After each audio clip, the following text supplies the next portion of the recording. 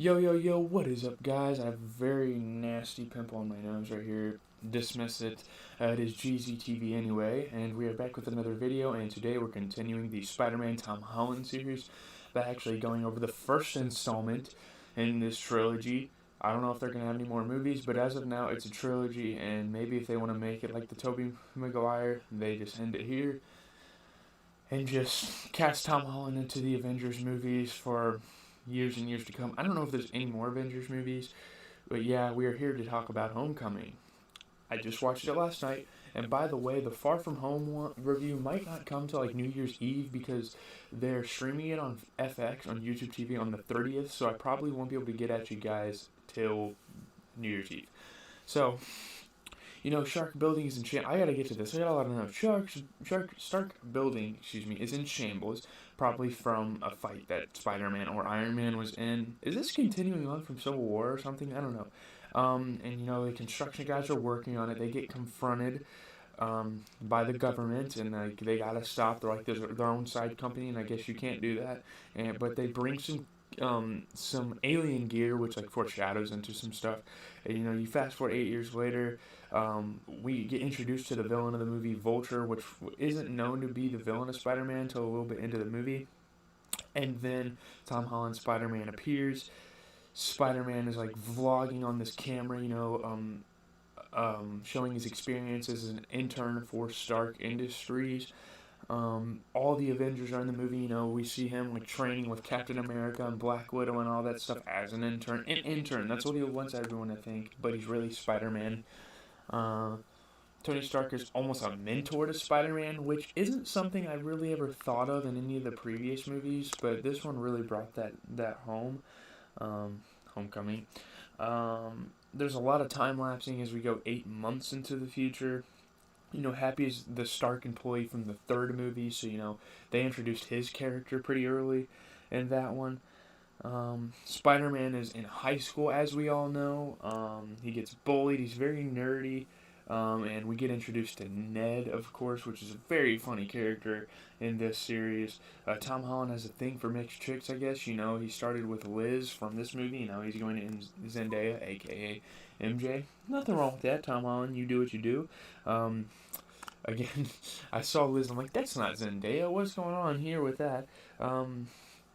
And some of the bullies in these movies, it's like, do not let that guy bully you. That's my mentality.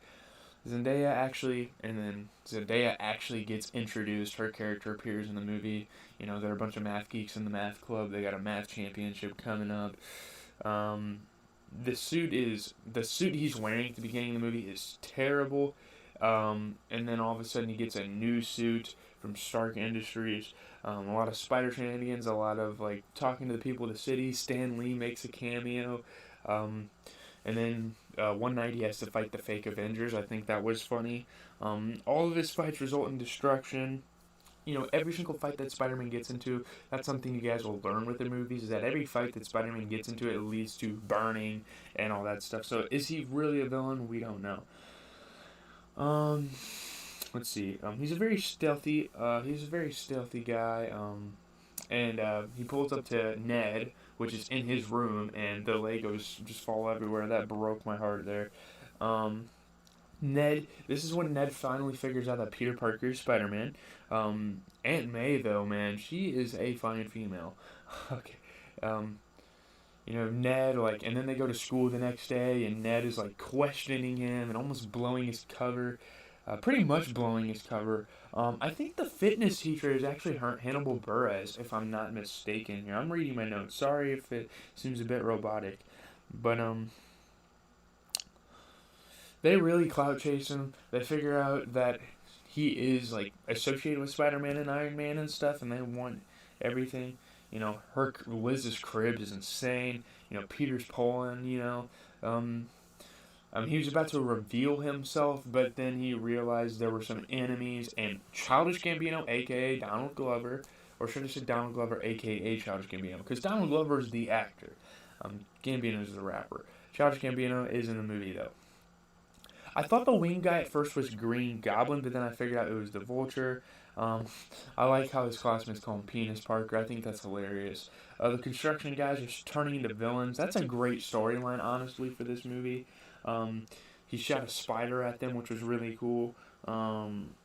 Imagine this technology in real life. Like, holy crap, there's some crazy tech in this movie. Ned wearing the mask was so funny. Um, you know, Spider-Man can't fold on the math club. He has to save the world. He'd rather do that than go to the math club, I guess.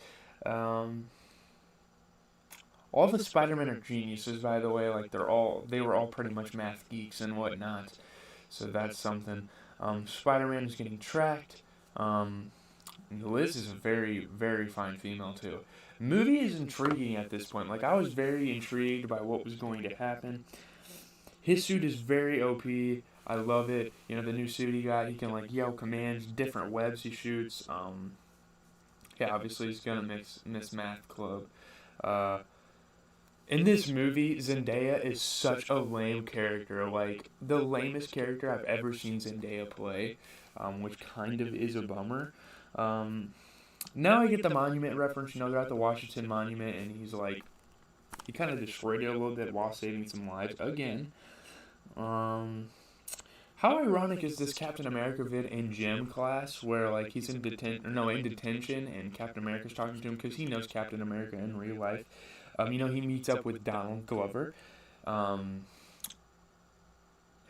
Glover's got bodies in this movie. He's like a certified felon for homicide. The action in the Spider-Man movies are always good, and we see that here. It's too easy for Spider-Man. He takes out people with ease. I will say that with the suit that Tom Holland has in this movie, he would definitely win a three-way fight between all the Spider-Men. I don't know if his fighting is really up to par with some of the others, but his suit is insane. It's unfair. Iron Man there to save his ass, of course. Spider-Man and Iron Man are getting into this fight. Not a literal fight, a verbal fight. And Iron Man's taking his suit.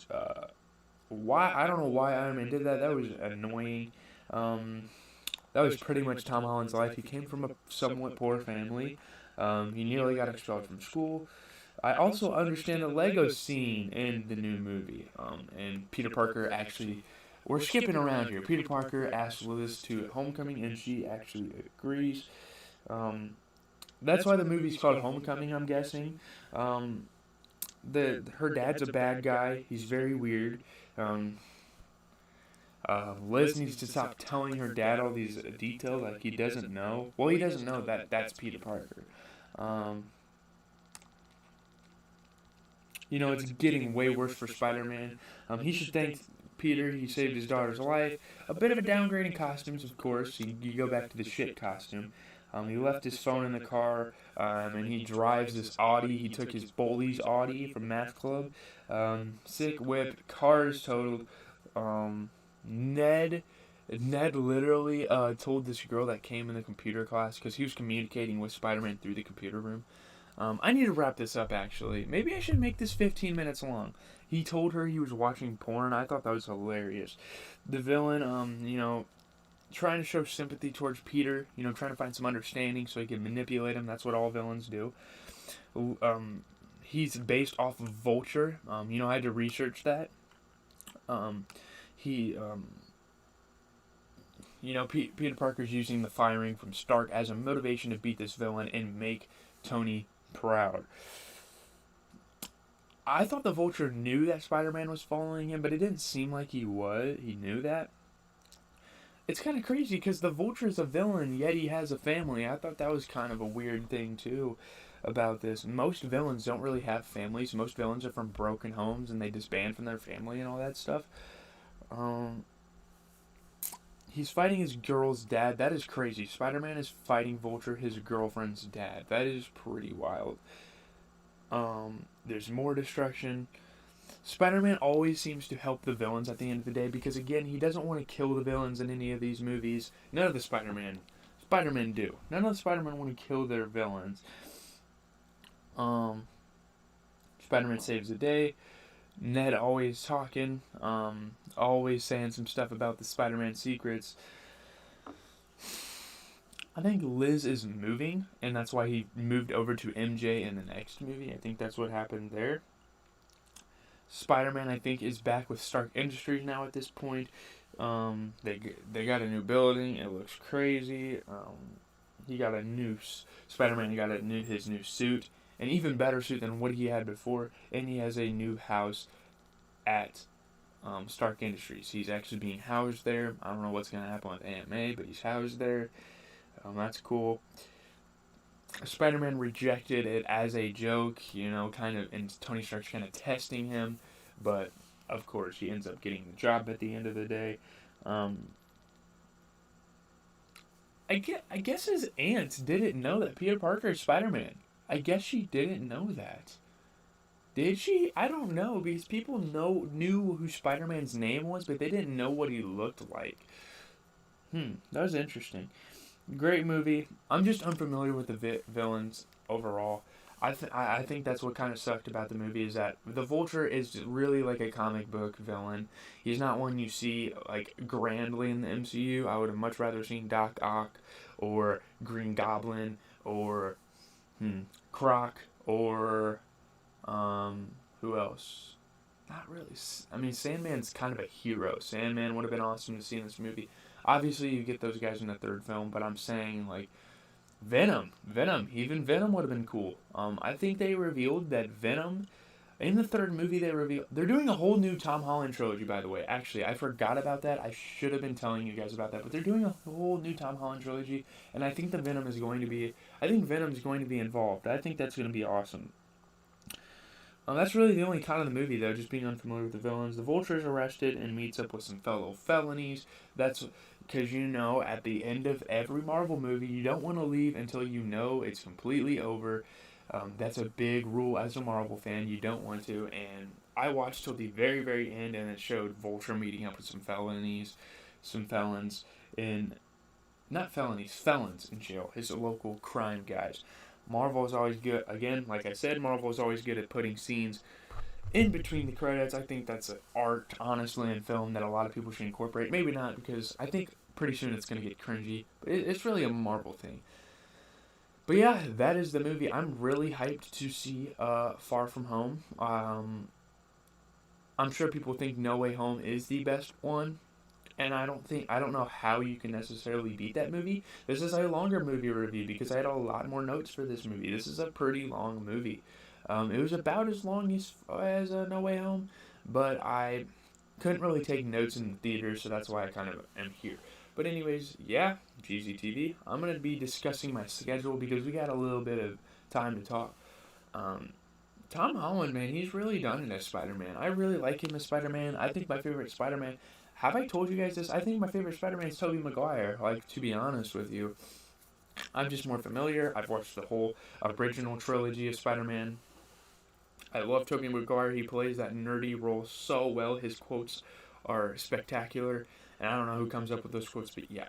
Let's discuss... We're done with the movie. We're done with the movie. I know that's what the video is about. We're done with the movie, though. We're going to talk about our schedule for the rest of the week. So... right after this, I'm actually going to be looking at the Pro Bowl rosters, giving you guys my thoughts. I thought that was something I would do because I feel like my content here is getting kind of boring, so I gotta kind of mix it up a little bit. Add some Sports Talk Thursdays in there for you boys. Later tonight, if there's new music coming out, I will react to it. If not, I always have Chirpy Red's mixtape he dropped on SoundCloud. I will listen to that and give you guys my review, which is awesome that he dropped a mixtape. He dropped a mixtape under a weird name. I'll listen to it, though. Tomorrow, it's Christmas Eve. So tomorrow night, late at night, on Christmas, technically, you guys are going to be getting a Madden video. Our Road to Glory, Road to Greatness, whatever you want to call it. You're going to get our Road to Glory video. Yeah, we'll just call it Road to Glory. I will be spending like $50 on packs. And I'll be spending my coins on some players. I think tonight I'm going to get Devontae Adams and Tim Tebow. Just a little exclusive content for you boys. And then Saturday, we'll play the limited mode as well. We'll stream for an hour for that. We're gonna also play the limited mode. Saturday, I'm gonna go over what I kind of got for Christmas, because it's mostly collector's items, and it's gonna be like a vinyl update, if you will. and then Sunday, the usual schedule is going to be back to normal. But anyways, hopefully you guys enjoy your holiday season. I will continue to post through the holiday season. Leave a like, comment, subscribe. It's been GZTV. I'm out. Hopefully you enjoyed the movie. Hopefully you enjoyed